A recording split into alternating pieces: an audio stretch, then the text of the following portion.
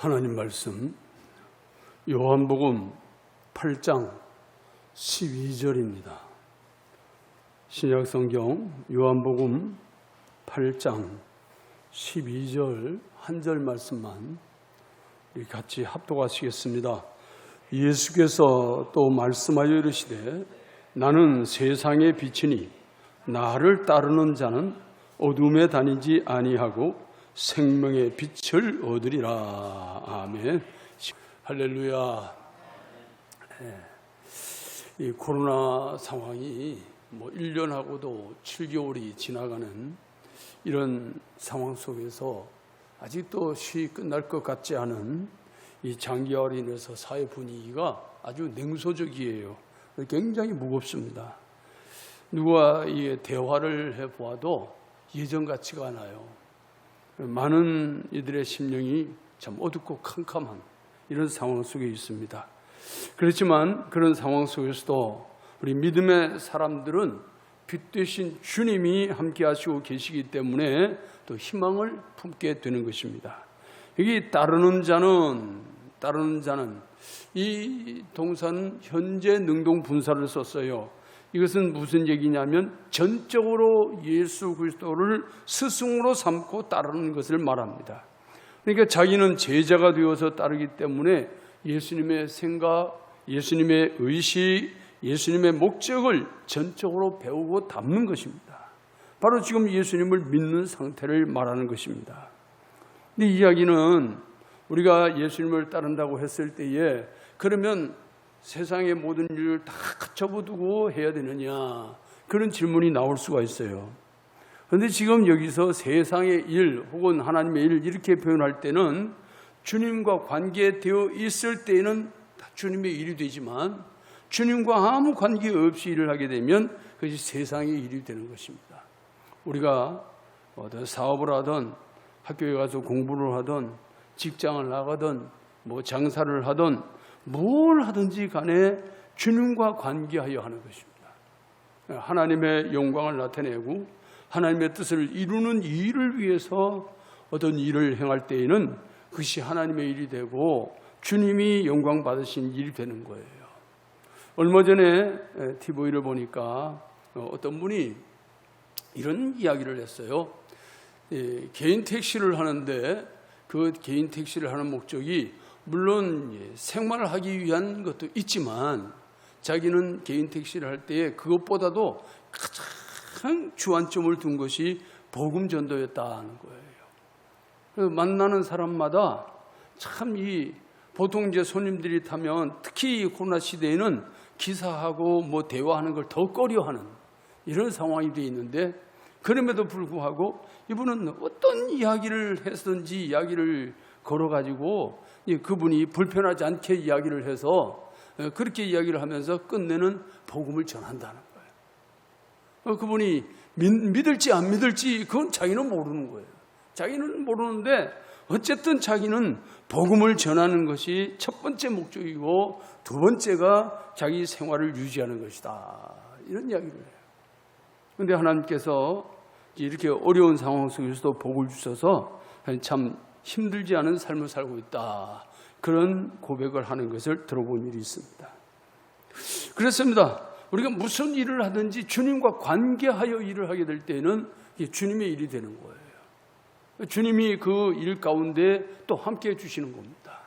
그러나 주님과 아무 관계없이 일을 하게 되면 세상의 일이 되고 만다. 그런 말이에요.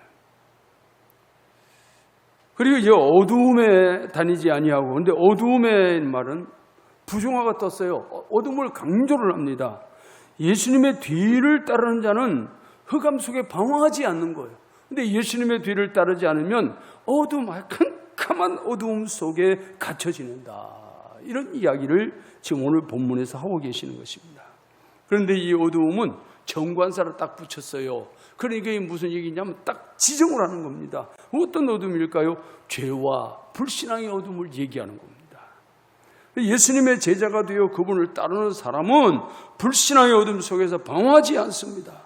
그들은 오직 생명의 빛을 받았기 때문에 죄의 어둠 속에서 헤매지 않아요. 그런데 이 생명의 빛을 보지 못한 사람, 이 빛을 받지 아니한 사람은 이 어둠 속에서 헤맨다 그 말이에요. 이 생명의 빛은 목적격이 다 붙었어요. 무슨 얘기냐면 빛을 주신 목적이 있다는 것입니다.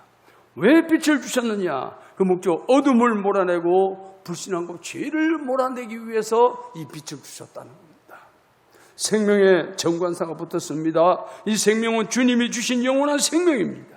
그 주님의 생명이 우리에게 빛으로 다가오셨다. 그렇게 말씀을 해요.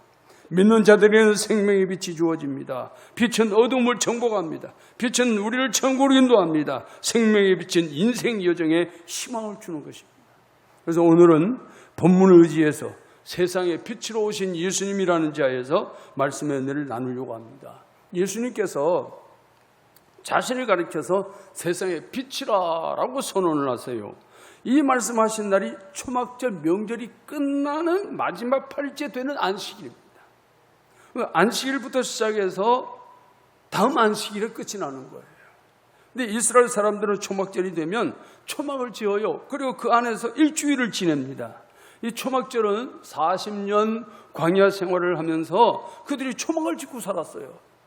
그러니까 하나님께서 그 40년 동안을 인도해 주셨다는 것을 잊지 말라는 거예요. 그걸 꼭 기억하라는 거예요. 그것을 기억하고 되돌아보고 그러면서 하나님의 은혜를 감사하라고 하는 것이 이 절기의 목적입니다. 광야 생활을 기억하고 하나님께 감사하라는 것입니다. 명절 7일이 되면 하루를 더해요. 그래서 명절 8일이 될 때 끝이 납니다. 초막절이 되면 제사장이 성전 네 모퉁이에 이 촛대들을 이게 딱 세워져 있어요. 성전 네 모퉁이에. 근데 거기에 불을 밝혀요. 그 불을 밝히는 것은 예루살렘을 밝혀준다. 그런 의미를 가지고 있습니다. 물론 그 촛불을 켰다고 해서 예루살렘이 실제로 확 밝아지거나 그러진 않지만 그 의미를 가지고 있는 거예요. 예루살렘을 밝혀준다. 이 어두운 세상을 밝혀준다. 그런 의미를 가지고 있어요. 그래서 성전 네 모퉁이는 금초대에 불을 켜서 예루살렘을 비추게 합니다.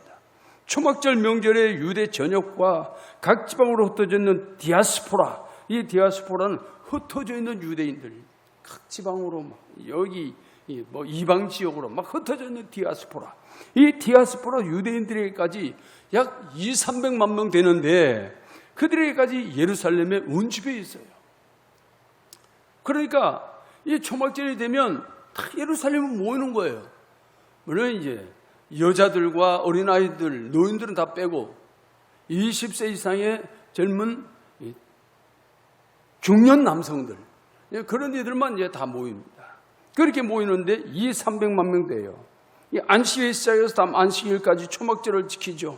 안식일 마지막 밤에 불을 끌 그 시각에 어떤 한 청년이 나타나서 이 여인의 뜰에 서서 큰 소리로 외쳐요. 그분이 바로 예수 그리스도입니다. 초막절의 불, 일인적으로 켠 불은 꺼져가지만 예수 자신은 영원히 꺼지지 않는 불이라고 말씀합니다. 나는 영원히 꺼지지 않는 빛이라고 말씀합니다. 내가 세상을 위해서 왔다고 말씀합니다. 오늘 본문 12절 말씀을 다시 한번 읽어보시겠습니다. 예수께서 또 말씀하여 이르시되 나는 세상의 빛이니 나를 따르는 자는 어둠에 다니지 아니하고 생명의 빛을 얻으리라. 나는 세상의 빛이라. 세상의 빛으로 오신 그분이 그분을 따르면 생명의 빛을 얻을 것이라고 말씀합니다. 예수님께서 신적 권위를 가지고 나는 세상의 빛이라고 외치고 계시는 것입니다. 예수님께서 가슴을 치면서 나는 본질이 영원토록 현재 세상의 빛이다 이렇게 말씀합니다. 세상의 빛, 정관사가 붙었습니다. 어두움의 세상, 흑암의 세상, 죄악으로 꽉 찬 세상을 몰아내는 그 빛이라고 말씀하고 있는 것입니다. 그런 세상에 영원히 현재의 빛으로 존재해 계신다고 말씀합니다. 그럼 이 빛은 성경에서 어떤 의미가 있느냐, 오늘 두 가지 말씀을 드리려고 합니다. 첫째, 이 빛은 하나님의 임재를 상징합니다. 시편 27편 1절 말씀을 보겠습니다. 다 같이 읽습니다. 여호와는 나의 빛이요 나의 구원이시니 내가 누구를 두려워하리요. 그랬어요. 빛은 하나님의 속성입니다. 하나님의 임재를 나타냅니다. 시편 기자는 하나님을 자기의 빛이라, 하나님이 나의 빛이라, 그래서 난 두려움이 없다 라고 말씀해요. 이 세상이 어두우면 어두움 속에서는 두려움이 엄습을 해요.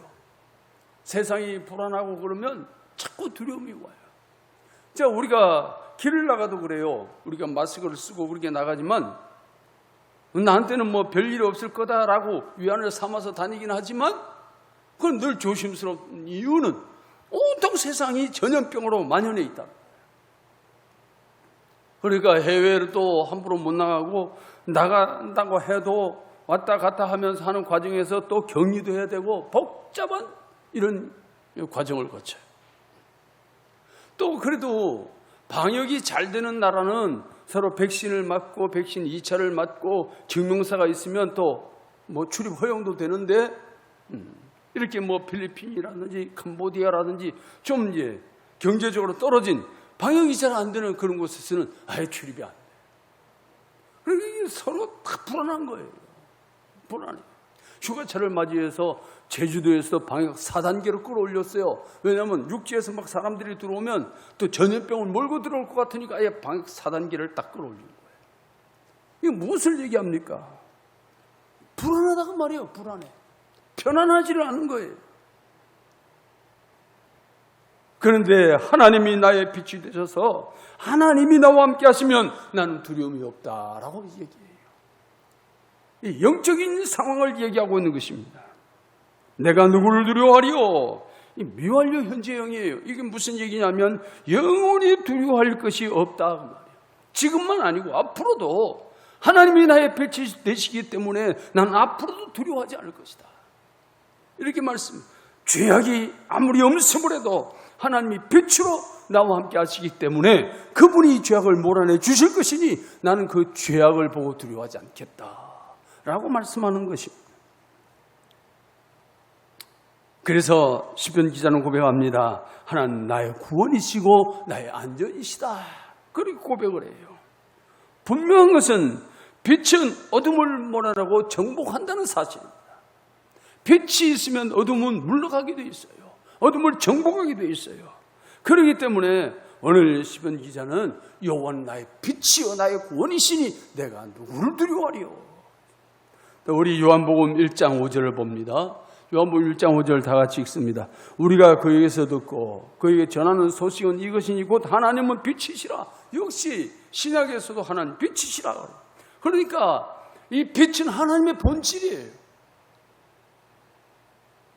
출애굽 당시 이스라엘 백성은 구름 기둥, 불 기둥이 함께함으로 하나님의 임재와 살아계심을 알았어요. 성막 위에 구름 기둥, 불 기둥이 떠올랐지요. 그때에 성막, 이 성막이란 말은 거처, 장막이란 뜻이 있어요. 이 단어는 정착하다, 혹은 머무르다 이런 뜻을 유래를 합니다. 하나님께서 성막 위에 거주하고 머물러 계신다는 것이죠. 그러니까 하나님의 임재라고 하는 것은 바로 하나님의 현현이에요. 하나님이 나타나셨다고. 쇠키나 하나님의 영광이에요. 하나님의 영광이 나타나셨다고. 하나님의 영광이 어떻게 육체로 이 땅에 오셨다. 이것이 바로 예수 그리스도입니다.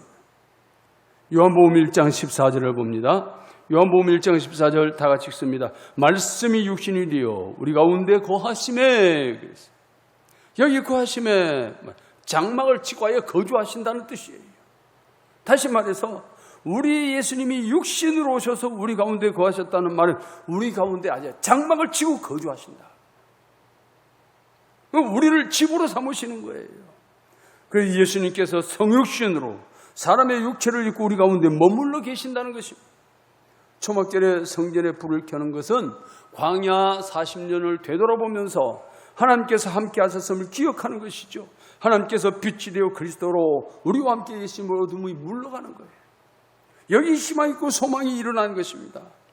그래서 요한복음 1장 4절에서 이렇게 말씀을 합니다. 요한복음 1장 4절입니다. 그 안에 생명이 있었으니 이 생명은 사람들의 빛이라. 그 안에 생명이 있었으니 이 생명은 사람들의 빛이라. 빛과 생명이 같이 공존하는 거예요.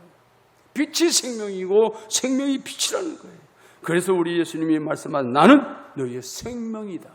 난 너희의 빛이다 라고 말씀하는 거예요. 빛 대신 예수님이 우리와 함께 계시면 우리 안에 생명이 있는 것입니다. 어둠 속에 머물고 있다는 말은 생명이 없다는 이야기예요. 두 번째는 빛은 하나님의 인도하심을 나타냅니다.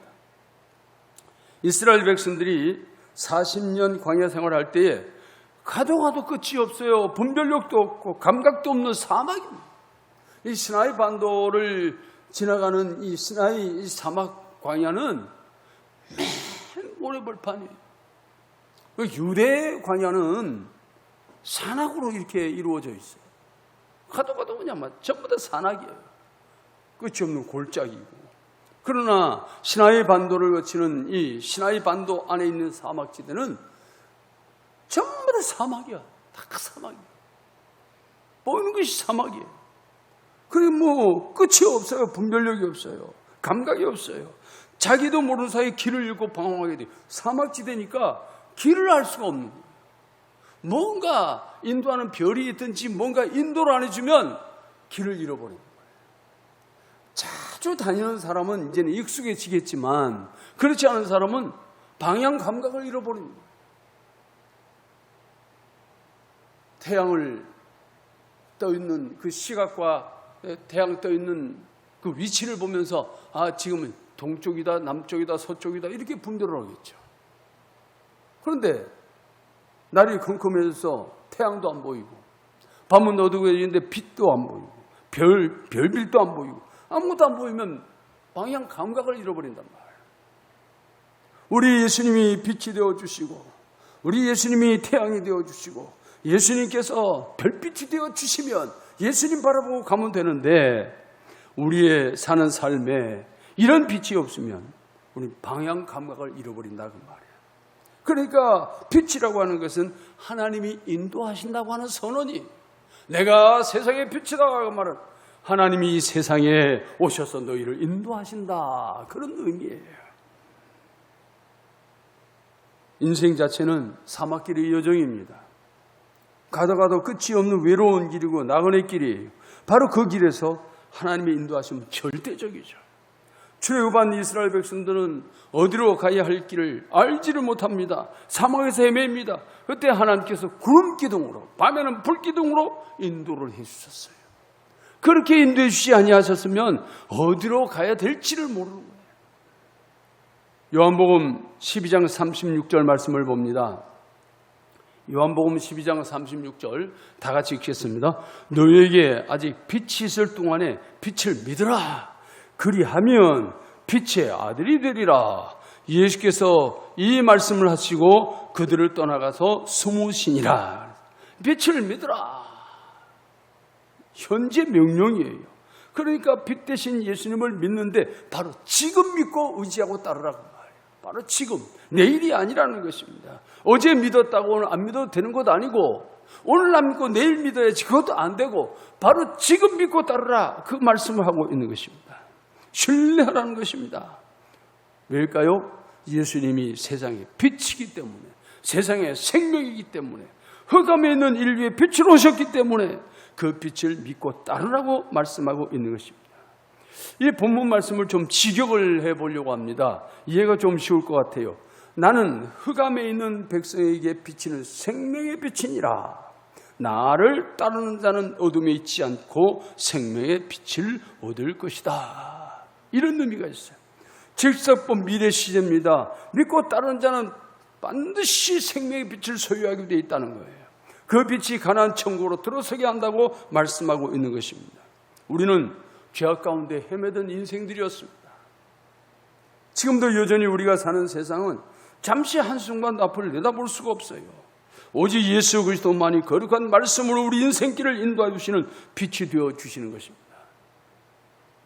우리 모두는 이 코로나 팬데믹 상황 속에서 나는 괜찮겠지. 자기 나름대로 그냥 위안을 삼는 거예요. 나는 괜찮겠지. 그래도 늘 불안하고 그래도 조심하는 거예요. 며칠 전에 우리 조순자 원사님 전화가 왔어요. 목사님, 우리 아들이 이제 코로나 확진 판정을 받아가지고 그런데 나도 이제 같이 있다 보니까 검사를 받았는데 음성이 나왔어요. 음성이 나왔어요. 그래요. 그러니까 그 큰아드님이 회사 사장님이 확진자가 됐는데 모르고 같이 근무를 하다가 이게 좀 이상하니까 사장님이 검사를 받았는데 양성 판정이 나왔단 말이에요. 그러니까 같이 근무를 하는 이분도 같이 이제 또 검사를 했는데 확진 판정이 나와버렸어요. 그럼 이제 격리 조치에 들어가겠죠. 근데 그 또 뭐 아들이 그러고 있으니까 그 어머니 되는 권사님이 또 밥은 챙겨줘야 되고 또 그러잖아요.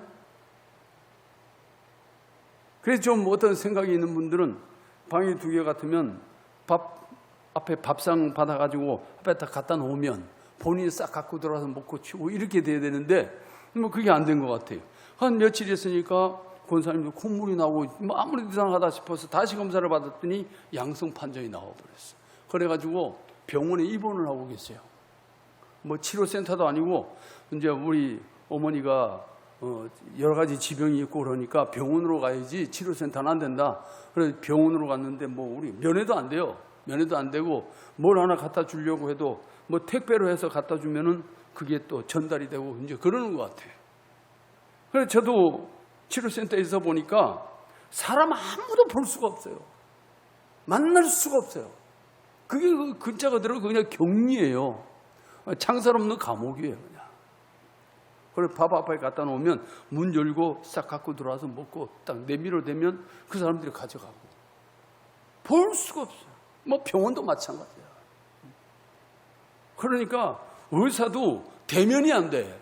대면이 안 되고 카톡으로 해가지고 간호사나 의사하고 대화를 하고 그래서 필요하면 약 보내주고 뭐 그러는 거예요. 그러니까 이게 상황이 이러다 보니까 사람이 살아가면서 사람이 사는 것 같지 않은 사람 사는 맛이 없는 거예요. 서로 대면되고 교제도 되고 이러면서 이게 사람 사는 맛이 있는데 사람 사는 맛을 잃어버려요. 이게 얼마나 어려운지 몰라요.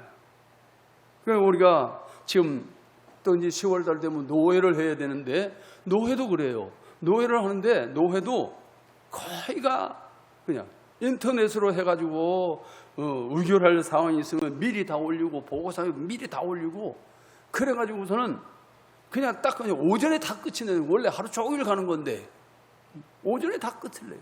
밥도 같이 먹을 수 없으니까 식비 그냥 나눠주고 끝납니다. 이게 노예를 해도 맛이 없어. 맛이. 그 뭔가 서로 대화도 하고 그 교회의 상황은 어떤지 우리 교회 상황은 어떤지 서로 얘기하면서 기도도 해주고 이렇게 해야 되는데 그게 전혀 안 되는 거예요 지금. 그러니까 우리가 지금 성찬식도 해야 되는데 노회가 해도 성찬식을 못해요. 어떤 분은 성찬식이 이렇게 중요한데 왜 성찬식 생략하냐고 소리를 지르는 사람도 있어요. 그래서 다음에 코로나 끝나면 성찬식 합시다. 뭐 그러고 지나가는 거예요. 그러니까 이 교회도 교회 맛이 없고 이 사람 사는 맛이 없는 거예요. 그런 상황 속에서 우리가 희망을 가지는 것은 그래도 예수 그리스도 그분이 우리 빛이 되어 주시기 때문에 결국 그분이 우리를 승리케 하실 것이다. 이 믿음 가지고 가는 거예요. 이 믿음 가지고. 아무쪼록 오늘 우리의 빛으로 오신 예수 그리스도 그분만을 바라보면서 코로나로 인해서 경제적으로 정치적으로 답답하고 어두운 우리의 삶의 이 길에서 인도해 주시는 하나님의 은혜로 말미암아 승리하는 저와 여러분의 삶이 되기를 예수님의 이름으로 축복합니다.